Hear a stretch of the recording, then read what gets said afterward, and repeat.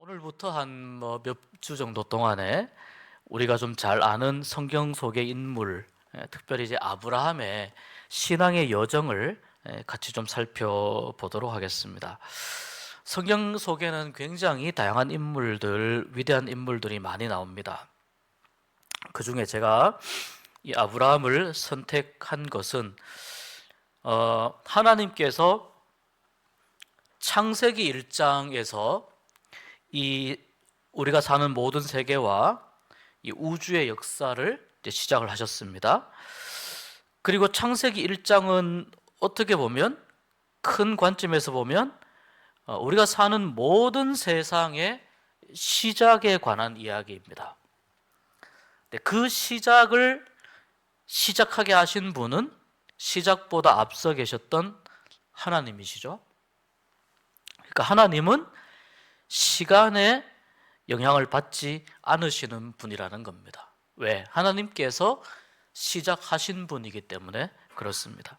성경은 하나님이 어떤 분이신가에 대해서 우리에게 말씀하고자 하는 방향으로 기록이 되어 있습니다. 그리고 하나님의 백성들이 우리 살아가면서 겪을 수 있는 여러 가지 다양한 삶의 자리에서 그 삶의 자리가 하나님과 동떨어진 자리가 아니라 하나님과 별개의 나 혼자만 나에게만 연결되고 나에게만 관련된 자리가 아니라 살아가는 모든 삶의 자리가 다 하나님과 연결된 자리라는 것을 이야기해 줍니다. 신학적으로도 우리가 그렇게 이야기할 수 있습니다. 모든 사람의 삶의 모습이 다 그렇다는 겁니다. 자, 창세기 1장이 이 온 우주와 세계의 시작이라면 창세기 12장은 말하자면 이스라엘 백성들, 이스라엘 민족의 시작입니다. 그래서 아브라함을 살펴보면 좋겠다. 또 우리가 새해 1월이 되어서 이제 2025년 이 한 해에 믿음의 여정을 떠나는 데 있어서 어떤 각오로 떠나면 좋을지 그런 생각들을, 그런 말씀들을 이 아브라함에 관한 말씀과 함께 살펴보도록 하겠습니다. 창세기부터 레위기, 민수기, 신명기까지 출애굽기 포함해서 5개를 모세 오경이라고 이야기를 하고요. 특별히 유대인들은 이 5개를 율법서, 율법이라고 이야기합니다. 토라입니다.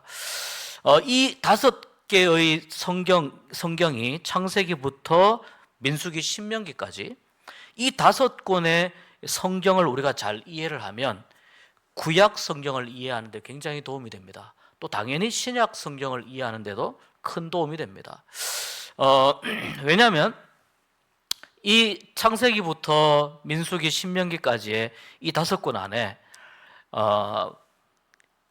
정말 많은 그 하나님의 모습과 또 우리가 이 나머지 성경들을 바라볼 수 있는 그런 어떤 신앙적인 관점들이 굉장히 많이 있기 때문에 그런 것입니다. 창세기 1장부터 11장까지는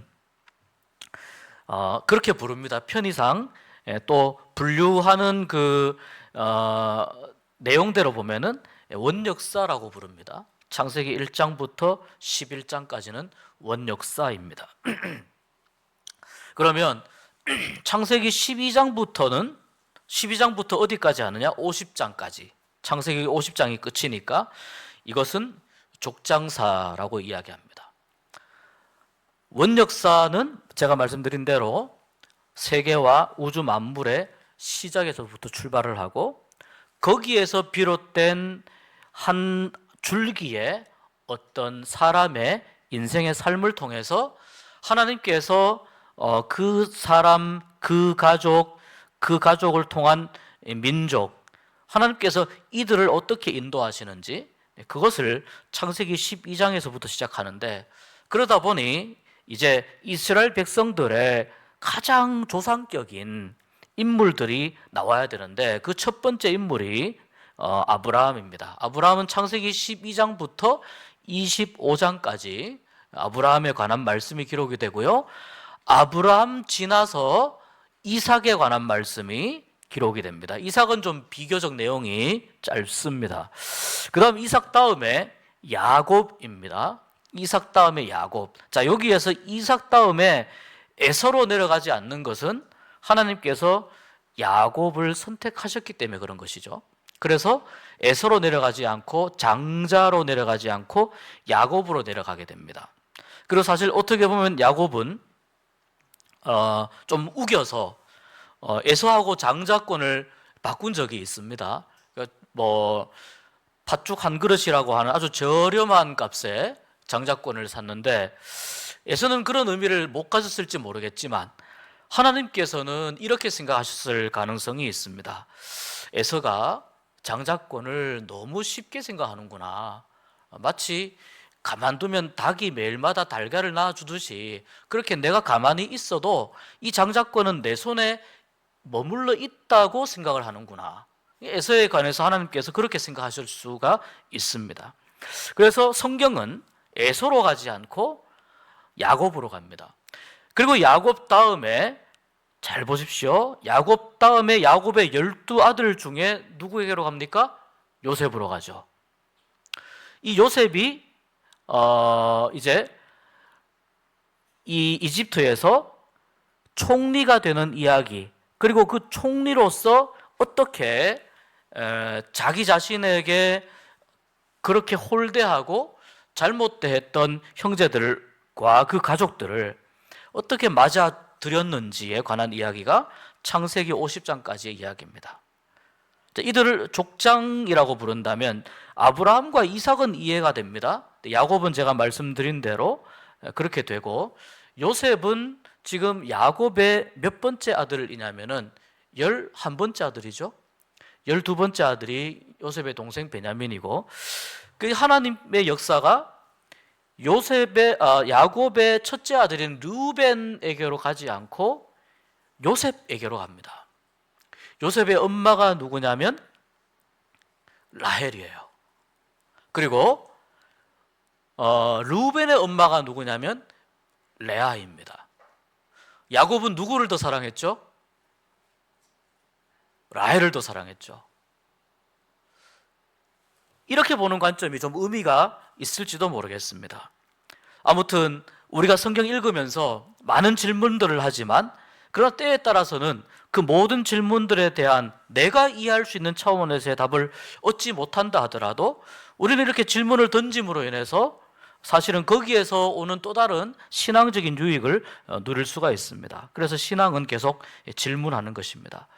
자, 그래서 이 4명의 이 족장들을 중심으로 하나의 가족이 어떻게 민족으로 만들어지는지에 관한 이야기가 창세기 12장부터 50장까지의 이야기입니다. 그리고 여러분 한 가지 또 기억할 것은 뭐냐면 신약과 구약이라고 하는 이 약이 무엇입니까? 약속이죠? 약속입니다. 그러니까 성경은 신약이든 구약이든 전부 약속에 관한 말씀이 너무너무 풍성합니다. 근데 그 약속에 관한 일들을 누가 제일 먼저 하셨느냐? 하나님께서 제일 먼저 시작하신 거예요. 오늘 말씀 본문으로 들어가면, 자, 여호와께서 아브라함에게 이르시되 너는 너의 고향, 친척, 아버지의 집을 떠나 내가 내게 보여줄 땅으로 가라. 떠나는 건 분명한데 행선지가 마땅하지 않습니다. 너에게 보여줄 땅으로 가라. 저기 보면 고향, 친척, 아버지의 집을 떠나, 이렇게 그냥 말씀하시죠. 하나님께서 그냥 명령을 하시는 겁니다. 너에게 세 갈래의 선택지를 주겠는데 이런 식으로 안 하십니다. 그리고 2절과 3절을 보면 오늘 2절, 3절 이 내용이 우리가 좀 의미 있는 내용들이 많은데 2절과 3절은 뭐냐면 그렇게 하나님의 말씀에 순종하는 아브라함에게 하나님이 약속하시는 7개의 약속입니다. 하나님이 주시는 7가지의 약속입니다. 이 약속을 누가 먼저 걸어오신 겁니까? 하나님이 먼저 걸어오신 겁니다. 2절에 보면 내가 너로 큰 민족을 이루고 1번입니다. 2번 내게 복을 주어. 3번 내 이름을 창대하게 하리니. 4번 너는 복이 될지라. 한글 예전 한글 개역에서는 너는 복의 근원이 될지라 이렇게 했는데 너는 복 자체가 될 것이다. 이런 의미로 이해할 수 있습니다. 이렇게 네 가지입니다. 3절에 보면 세 가지의 복이 더 나옵니다. 너를 축복하는 자에게는 내가 복을 내리고 너를 저주하는 자에게는 내가 저주하리니. 6번이죠. 5번 6번 했죠. 땅의 모든 족속이 너로 말미암아 복을 얻을 것이라. 이것은 하나님께서 아브라함에게 하나님의 말씀을 듣고 순종하여 떠나가는 아브라함에게 주시는 약속입니다. 제일 처음 약속입니다. 물론 이 원역사에서도 그런 약속들이 있습니다. 예를 들어서 40일간의 홍수가 지나고 나서 노아의 방주가 이제 육지에 다다랐을 때에 하나님께서 노아와 가족들에게 이 무지개를 보여주시면서 하신 약속이 있습니다. 내가 다시는 물로 심판하지 않을 것이다. 여러분, 무지개가 땅에서 보면 이렇게 절반으로 이렇게 되어 있잖아요. 하늘에서 보면 무지개가 둥근 원형으로 되어 있어요. 굉장히 좀 재미있는 모습인데 비행기를 타고 가다가 혹시 무지개를 이렇게 볼 수 있는 기회가 되시면 땅하고 연결된 부분은 이렇게 반원 정도인데 하늘에서 보면은 둥근 원으로 되어 있습니다. 저도 처음 보았을 때 참 신기하더라고요. 무지개를 보면서 우리는 하나님의 약속을 생각합니다. 하나님의 약속을 계속해서 무지개를 통해서 상기시키는구나. 그러니까 원역사에도 물론 약속이 있지만 조금 더 구체적으로 사람의 삶의 상황 속에서 역사와 함께 그의 인생과 함께 주시는 이 약속이, 이 아브라함에게 주시는 이 약속을 하나님께서 이제 시작하시는 것입니다. 하나님은 처음에 아브라함에게, 이때는 아브라함이죠. 아브라함에게 어디를 떠나야 할 것인가를 말씀하셨습니다. 어디를 떠날 것인가? 자, 먼저 고향을 떠나라는 겁니다. 지금 사실 이 아브라함의 가족은요, 원래 본인들의 그 삶이, 인생이 시작이 되었던 갈대아 우르라고 하는 그 지역, 유브라테스 강입니까? 그 하류권에, 거기에 페르시아만으로 흘러가는 그 유브라테스 강 하류 쪽에 있는 그 도시가 갈대아 우르입니다. 여기서 말하는 이 갈대아는 나중에 이사야서라든지 또는 이런 선지서에서 이야기하는 바벨론을 의미합니다. 갈대아 사람들, 예레미야에서 이야기하는 갈대아 사람들, 이들은 바벨론을 의미합니다. 그러니까 그게 굉장히 큰 그 유적이 많이 있습니다. 그런데 사실 아브라함의 가족은 거기에서 떠나서 이 유브라테스 강의 상류 쪽으로 계속해서 올라와서 약 한 960km 정도 떨어지는 그 도시로 왔는데 그 도시의 이름이 하란입니다. 그래서 지금 아브라함의 가족은, 또 아브라함의 친척은, 뭐 예를 들면 아브라함의 누굽니까? 그 나홀입니까? 이런 사람들, 또 뭐 아브라함의 아버지 데라도 하란에서 거기에서 이제 돌아가셨고 죽었고, 그래서 이 아브라함의 현재 가족들이 갈대아 우르가 아니고 이 하란을 그 근거지로 삼아서 지금 생활을 하고 있었고, 상당히 그 부유했던, 또 하란이 굉장히 상업적으로 발달한 도시였기 때문에 상당히 부유한 생활을 했다라고 볼 수 있습니다. 이 하란과 그 다음에 갈대아 우르와 나중에 아브라함이 이제 가게 될 가나안 땅, 예루살렘이나 오늘 말씀에 나오는 세겜이라든지 베델이라든지 이런 지역을 이렇게 묶어서 보면 여기를 뭐라고 하는지 오리엔트 문명이라고 이야기를 하죠. 네, 여기가 이제 그 오리엔트 문명의 그러한 그 지역들, 장소라고 볼 수 있습니다.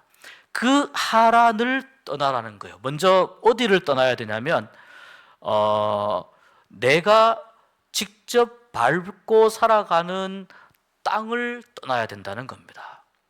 내가 직접 밟고 생활하고 살아가는 땅, 이걸 본토라고 이야기합니다. 본토를 떠나야 됩니다. 왜 떠나야 될까요?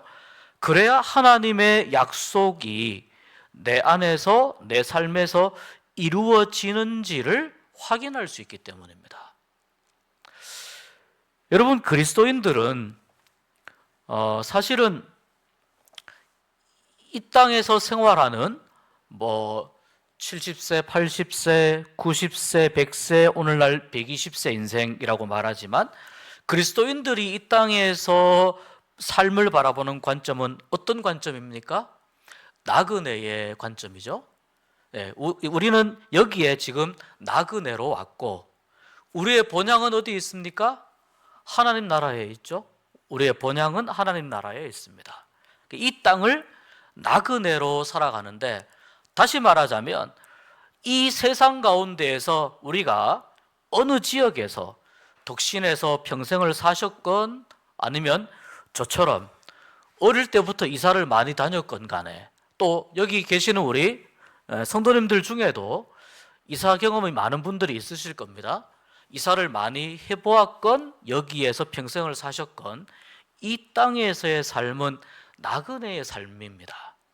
이게 신앙적인 삶에 대한 그 모습이죠.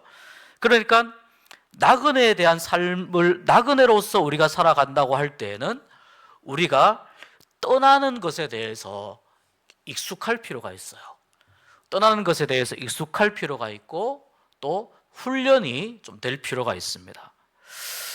아브라함은 어쨌거나 갈대아 우르에서 하란까지 이주해 왔기 때문에 한번 떠나는 것에 대한 그러한 경험이 있을 겁니다. 그런데 지금 하란에서의 삶이 괜찮아요. 만족스러워요. 살만합니다. 하나님께서 근데 그런 상황 가운데에서 하나님께서 떠나라고 말씀하시는 거예요. 여러분, 하나님께서 우리에게 어떤 큰 계획을 이루고자 하실 때에는, 우리에게 하나님께서 어떤 큰 계획을 이루고자 하실 때에는 이렇게 하시는 경우가 종종 있습니다. 내가 예를 들어서 여기에서 이쪽으로 가야 하는데 가야 할 이유가 하나 정도 있고 가지 말아야 할 이유가 한 9개 정도가 있다. 그럴 경우에 하나님은 떠나라고 말씀을 하세요. 왜냐하면 그 떠남의 과정 속에서 더 크신 하나님의 계획과 역사를 경험할 수 있기 때문에 그래요. 거기서 뭘 하신다고요? 2절과 3절에 아브라함에게 약속하시는 하나님의 이 복이 아브라함에게만 해당되는 것이 아니고 아브라함처럼 살아가는 모든 그리스도인들에게 동일하게 해당되는 은혜와 복인 줄 믿습니다. 그러니까 하나님께서 아브라함에게도 이렇게 주시려고 하시고 똑같이 우리에게도 아브라함과 같은 삶을 살고자 신앙적으로 결단할 때에 똑같이 우리에게도 이루어지는 은혜와 복이 된다는 것입니다. 이것을 우리가 믿고 나아갈 필요가 있습니다. 이런 이유 때문에 가면 안 되고 저런 이유 때문에 가면 안 되고 이런 이유 때문에 시작하면 안 되고 저런 이유 때문에 하면 안 되고 하나 정도는 가도 될 이유가 있겠네. 근데 왜 하나님은 지금 여기가 너무 좋은데, 지금 여기가 너무 만족스러운데 왜 하나님은 불확실한 곳으로 가라고 하실까? 그래야 믿음이 무엇인지 확인을 하거든요. 믿음이 무엇인지 확인을 하게 되는 거예요. 믿음은요, 불확실성 속으로 우리를 내어 던지는 행위입니다. 불확실성 속으로 우리를 내어 던지고 우리를 맡기는 행위입니다. 아브라함에게 구체적으로 약속된 땅이 없습니다. 부동산도 없습니다. 그냥 아브라함에게 떠나라고 하는 겁니다. 본토를 떠나라. 네가 밟고 있는 땅을 떠나라. 두 번째는 친척을 떠나라. 이 당시에는요, 아직 이 어떤 국가가 이렇게 우리가 생각하는 오늘날처럼 국가이든 제국이든 이런 그 정치 체계가 형성이 되지 않았기 때문에 대부분이 그냥 일종의 그 도시국가 체제입니다. 도시국가 체제에서 군사라든지 또는 이런 부분들도 갖추어져 있지 않기 때문에 얼마나 내가 많은 친척들과 함께 지내느냐가 되게 중요합니다. 나의 친척들이 많고 또 친척들이 많으면 어떻게 됩니까? 숫자가 많잖아요. 그러니까 그 가족이 가지고 있는 힘은 어디에서 나오느냐? 얼마나 많은 친척들이 함께 살고 있느냐입니다. 이 아브라함의 가족과 친척들이 이 하란에서 괜찮았습니다. 제법 세력을 형성하고 살았는데 그 친척도 떠나라는 겁니다. 그 다음에 아버지의 집을 떠나라는 거예요. 아버지의 집은 지금 아브라함이 살고 있는 곳이죠. 아브라함의 아버지 데라가 여기에서 죽었고 그 아버지의 뒤를 이어서 지금 이 집을 살고 있는데 이 집을 또한 떠나라는 거예요. 익숙함에서 떠나는 것이고 안정감에서 떠나는 것이고 또 깨끗함, 또 명백함, 또 분명히 무언가 확실한 그런 것에서 떠나서 너의 인생과 너의 삶을 어디에 맡겨라? 불확실성 속으로 너를 던져라. 이것이 이 사람의 삶에서 어떤 믿음을 가지고 있는가 하는 것을 보여주는 것입니다. 이렇게 먼저 하나님이 말씀하십니다. 하나님이 먼저 보십시오. 명령하십니다. 여기에서 하나님이 나는 어떤 하나님이다라고 하는 것을 아브라함에게 설명하지를 않았습니다. 어떤 하나님과 하는 걸 설명하지 않고 아브라함에게 먼저 하나님은 어떻게 하세요? 먼저 이렇게 말씀하시고 순종할 것을 먼저 요구하시는 겁니다. 말씀하시고 순종을 요구하시는 겁니다. 제가 말씀드린 적이 있죠? 믿음에 있어서 뭐가 우선이라고요? 순종이 우선이에요.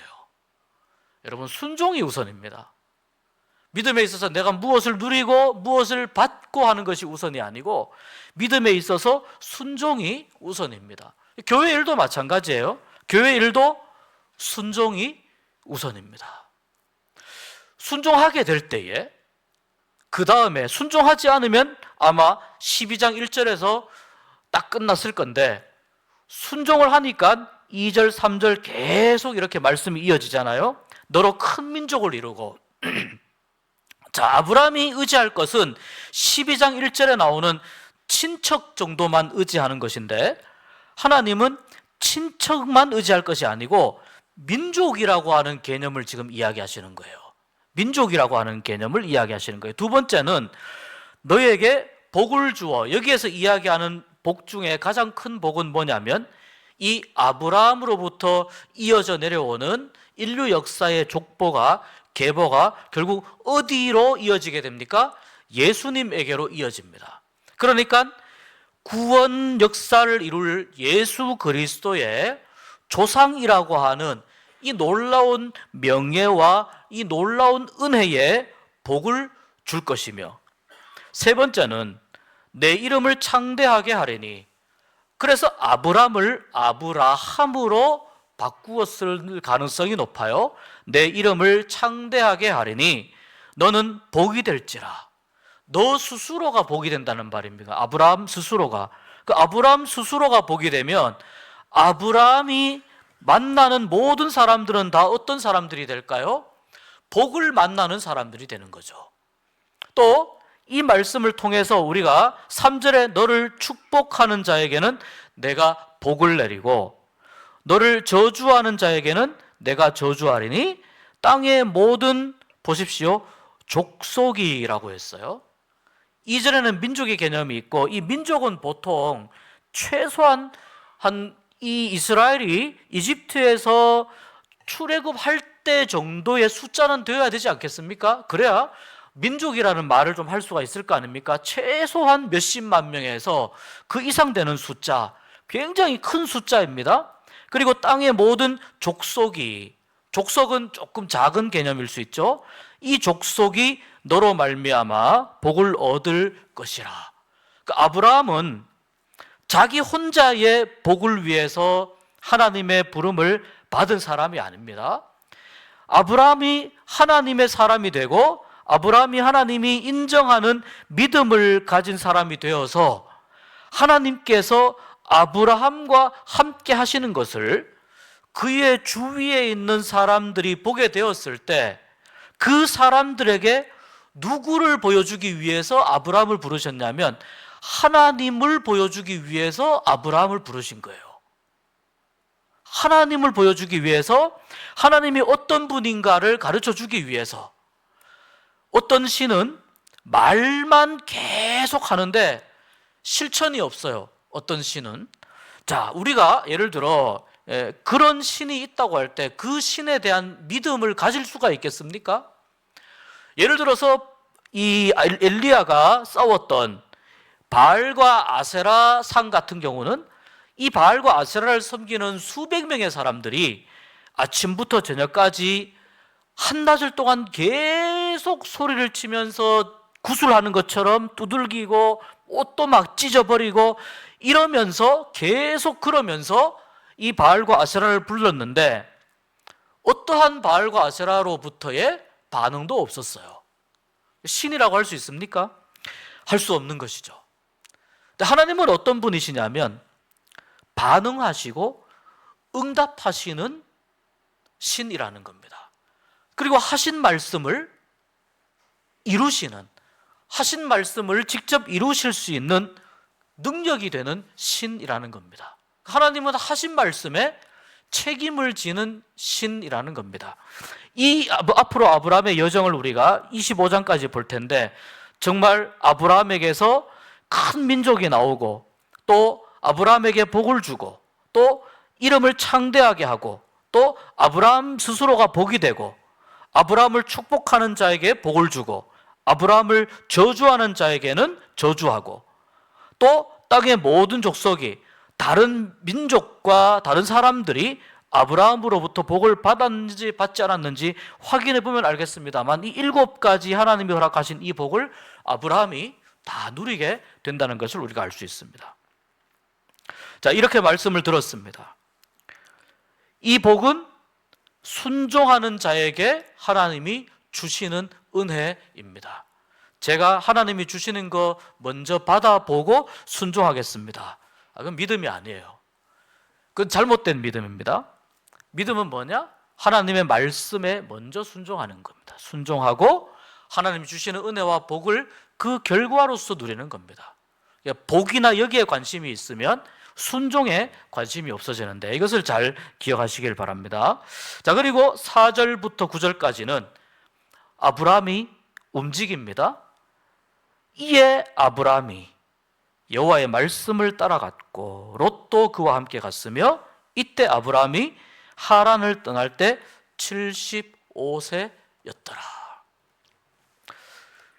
자, 은빛 사랑부에서 갈렙 이야기하면서 갈렙이 85세입니까? 모세가 80세에 부름받았고 갈렙이 85세에 헤브론을 차지했죠. 80세, 85세 되는 이런 이제 인생을 좀 마무리하고 성경적으로 나오는 이러한 인물들도 하나님의 손에 붙잡혀서 쓰임 받을 때에 귀하게 쓰임 받거든요. 근데 아브라함은 이 갈렙이나 또는 이들보다는 이 아브라함은 보면은 5살이 더 어립니다. 75세의 부름을 받은 거예요. 여러분, 하나님의 부름이 지금 여러분의 삶 가운데에도 임할 수가 있습니다. 하나님의 부름이.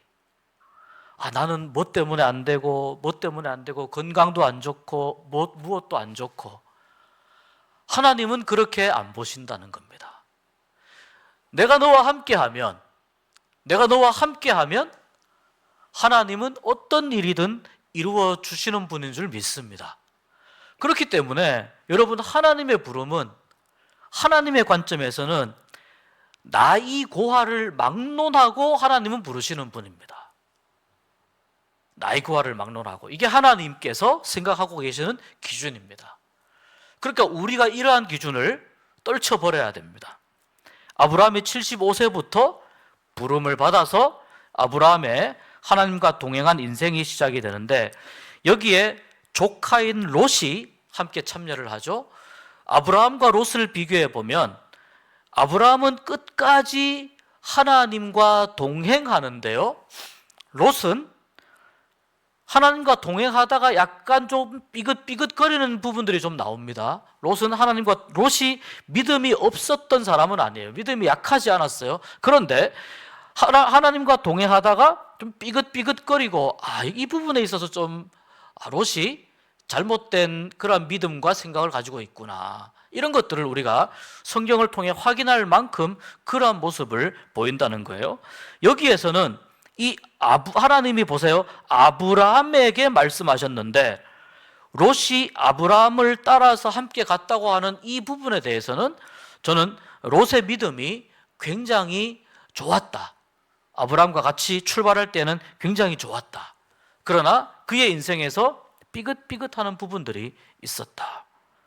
물론 아브라함도 실수를 한 적이 있습니다. 그러나 우리가 이 아브라함의 전체 인생을 통해서 볼 때에 아브라함은 정말 하나님과 끝까지 동행하면서 그렇게 살아갔던 인물이라고 볼 수 있습니다. 그래서 창세기 12장 2절과 3절에 말씀하신 이 하나님의 복에 관한 말씀을 통해서 이 복에 관한 관점을 가지고 아브라함의 인생을 바라보게 된다는 거죠. 이 2절 3절이 뭐냐면은 하나님이 가장 먼저 아브라함에게 찾아오셔서 말씀하신 언약입니다. 하나님께서 말씀하시고 약속하시고 그 약속을 이루시는, 언약을 이루어 가시는 그 내용들, 그 여러 다양한 내용들이 이 성경 안에 가득 차 있는데, 아브라함과의 첫 만남에 있어서도 하나님께서는 이 언약을 이야기하시고, 그리고 하나님은 이 언약을 이루어가고 지키시는 신실하신 하나님이시라는 것을 아브라함의 생애를 통해서 말씀해 주고 있습니다. 오늘 새해 첫날 수요신앙 아카데미 우리 함께 오셨는데, 하나님께서 우리 성도님들에게, 하나님께서 우리 성도님들의 그 믿음의 순종과 또 헌신과 또 하나님을 따라서 살아가려고 하는 그 귀한 믿음의 결단을 가지고 먼저 이 새해를 시작하는 그런 은혜가 있기를 주의 이름으로 축복합니다. 그리고 아브라함에게 약속하셨던 이 7가지의 은혜와 복, 이러한 복이 아브라함처럼 살기를 원하는 여러분에게 또한 함께 임하기를 축복합니다. 그래서 이 아브라함과 같은 인생을 살아가실 수 있기를 바라고, 롯처럼 조금 이렇게 삐긋삐긋하는 게 아니라 정말 하나님만 바라보고 하나님만 의지하고 또 하나님만 신뢰하고 하나님께 순종하는 믿음으로 그렇게 나아가면서 하나님께서 순종을 하는 나에게 하나님께서 어떤 은혜로 함께 하실지, 1년 동안 어떤 은혜와 어떤 복으로 함께 하실지, 그것을 기대하는 새해 첫 출발점이 될 수 있기를 축복합니다.